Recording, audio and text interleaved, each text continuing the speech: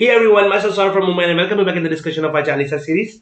देखिए, Ram Bilas Yadav is a farmer. Anna Chips Company approached him and entered in a contract to supply 100 quintals of potato which to be grown in the field belonging to Ram Bilas Yadav at 1000 per quintal.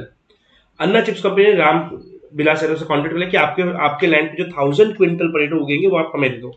Anna chips company made the payment of the price but the delivery has to be made after 6 months. Before the time of delivery, the whole crop of potatoes were destroyed due to flood. Anna Chips Company demanded the payment of price which is already made by it.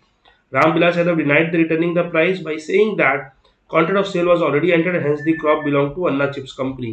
Hence, loss of the crop must be borne by it. Referring to the provisions of Sale of Goods Act, whether Anna Chips Company could recover the amount from Ram Bilas Yadav. सबसे पहले ध्यान रखना, risk follows ownership. जिसका ownership उसका risk, जिसका ownership उसका loss. तो हमें ये देखना पड़ेगा ये रिस्क जो है किसका, ये जो पैसे लग गए, ये जो पैसे 1000 rupees per quintal into 100 quintal, 1 lakh रुपए जो लग गए, इसका लॉस कौन बेयर करेगा. सर अगर राम बिलास यादव ने पे किए वापस तो वो बेयर कर रहा है, अगर सर नहीं किए तो अन्ना चिप्स कंपनी कर रहा है. सर तो कौन करेगा, जो ओनर है, ये देखना पड़ेगा.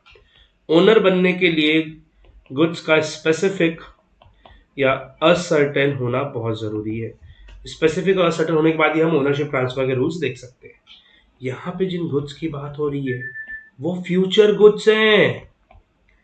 दैट मीन्स अभी तक इन गुड्स की ओनरशिप, इन पोटैटोज की ओनरशिप राम बिलास यादव के पास ही है. जब फ्यूचर में ये गुड्स एग्जिस्ट कर जाएंगे, जब फ्यूचर में ये गुड्स एग्जिस्टिंग हो जाएंगे, तब हम क्या करेंगे, उसको या तो स्पेसिफिक या असर्टेन कर लेंगे and after that appropriation ownership transfer हो जाएगी. राइट, तो यहां पे ये लॉस कौन बेयर करेगा, 1 lakh rupees Ram Bilas Yadav. And this company, Anna Chips Company, can recover 1 lakh rupees from Ram Bilas Yadav. Why? Because the goods are still future goods and अभी जब future goods है तो ये agreement to sale बना हुआ है. अभी तक ये कॉन्ट्रैक्ट तो बना ही नहीं है, अभी तक ये कॉन्ट्रैक्ट टू सेल तो बना ही नहीं है. कॉन्ट्रैक्ट टू सेल कब बनेगा, जब ये गुड्स अपोर्शन होके या तो स्पेसिफिक या सर्टेन गुड्स बन जाएंगे, तब कॉन्ट्रैक्ट बनेगा और तब ओनरशिप ट्रांसफर होगी from Ram Bilas Yadav to Anna chips company. But at this point जब ये फ्लड आया तो ये कौन ओनर है, राम बिलास यादव. सो लॉस कौन बेयर करेगा, राम बिलास यादव. राइट, चलो देखते हैं इन कॉन्सेप्ट को.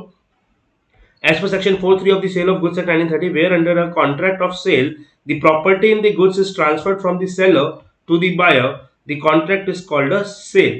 But where the transfer of the property in the goods is to take place at a future time or subject to some condition thereafter to be fulfilled, the contract is called an agreement to sale. And as per section 4(4), an agreement to sale become a sale when the time elapses or conditions are fulfilled.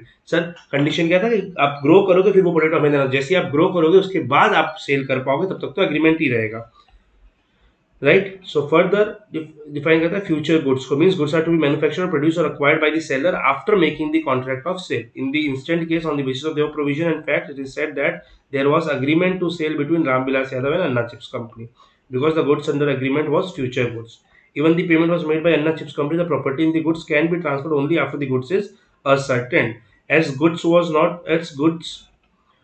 not ascertained, property is not passed to buyer. Hence, Ram Bilas Yadav must return the price to Anna Chips Company. Right? Chalo. So that's it for this video. Thank you so much, everyone. Bye bye. Take care. Jai Jai.